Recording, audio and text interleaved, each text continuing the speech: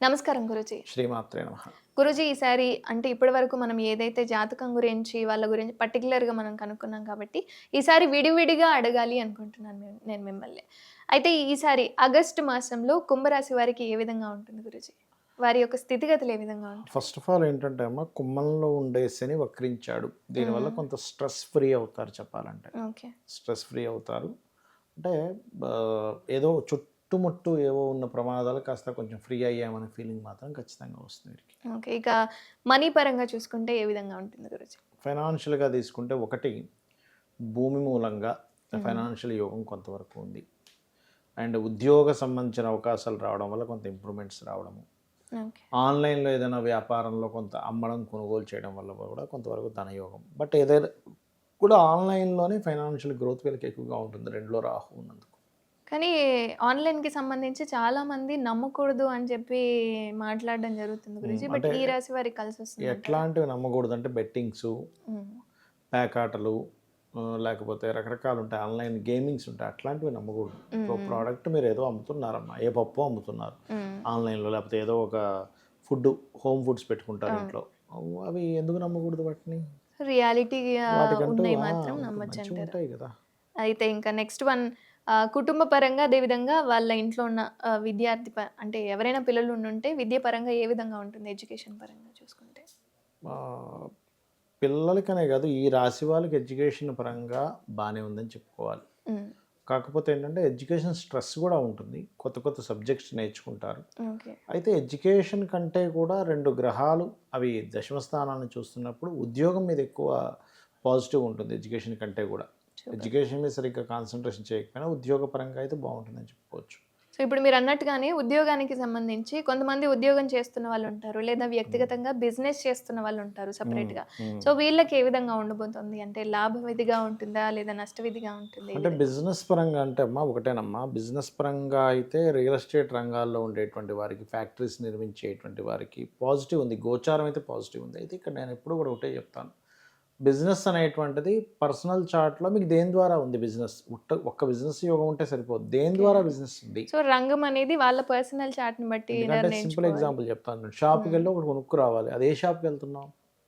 కిరాణా షాప్‌కెళ్తే నీకు బట్టలు నాకేది దొరకవు. కావాలనుకుంటానో ఆ! కిరాణా షాప్‌కెళ్తే నీకు బట్టలు దొరకవు. అవును. అదే బట్టల షాప్‌కి మళ్ళీ నువ్వు బట్టలు కొనుక్కోవాలన్నా అది ఎట్లాంటి బట్టో దాన్ని బట్టి అమ్ముతాడక్కడ. అవును.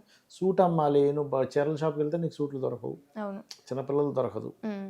పర్టిక్యులర్‌గా స్పెసిఫిక్‌గా నీకేం కావాలో ఆ షాప్‌కెలా వెళ్తావు? హ్మ్. నీకు ధనయోగం దేంట్లో ఉందో దాని ద్వారా డబ్బులొస్తాయి ఇప్పుడు మీకు. సో, రంగాన్ని అనేది కూడా మన వ్యక్తిగత చార్ట్‌ని బట్టి మాత్రం ఉంటుంది. ఉంటుంది. నిర్ణయించబడి ఉంటుంది. ఉంటుంది. ఎగ్జాక్ట్‌లీ. సో, ఇక నెక్స్ట్ పెళ్లి విషయానికి వస్తే పెళ్లి విషయంలో ఆగస్టు మాసంలో ఏ విధంగా ఉంటుంది గురూజీ? వివాహ నిర్ణయాలు, వివాహ సంబంధించిన విషయాలు గనక చూసుకుంటే ఈ మంత్ అంటే ఆగస్టు మాసంలో హ్మ్.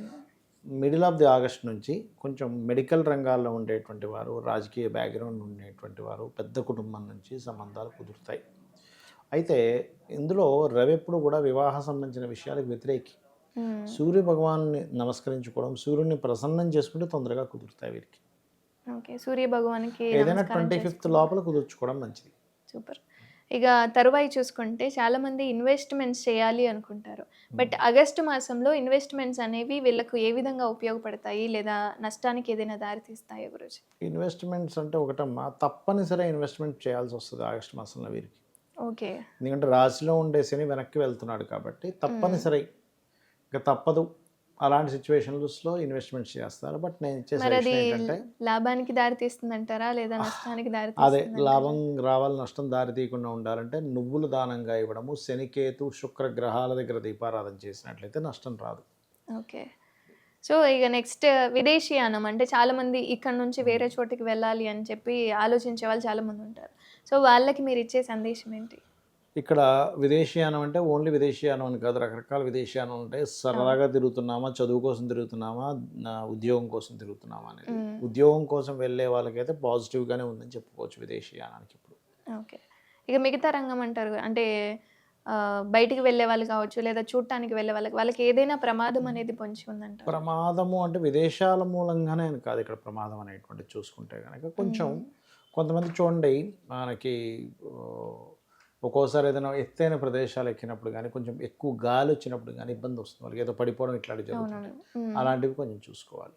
సో ఇక ఈ ప్రమాదాలు కావచ్చు, ఏ రంగంలో ఇన్వెస్ట్‌మెంట్స్ విషయంలో కావచ్చు, సో అంటే విద్యకు సంబంధించిన విషయం కావచ్చు. సో వీటన్నింటికి సంబంధించి ఏ దేవి నమస్కారం చేసుకుంటే మంచిది? ఎలాంటి రెమెడీ చేస్తే మంచిది గురూజీ? వీరు ఎక్కువగా అయితే విష్ణు ఆరాధన ఎక్కువగా చేయాలమ్మా. కాకపోతే ఇప్పుడు ప్రస్తుతం గోచారంలో లగ్నం అనేది పాపకత్తిరిలో ఉంది కాబట్టి శని రాహు గ్రహాల దగ్గర దీపారాధన చేసుకుంటే మంచిది.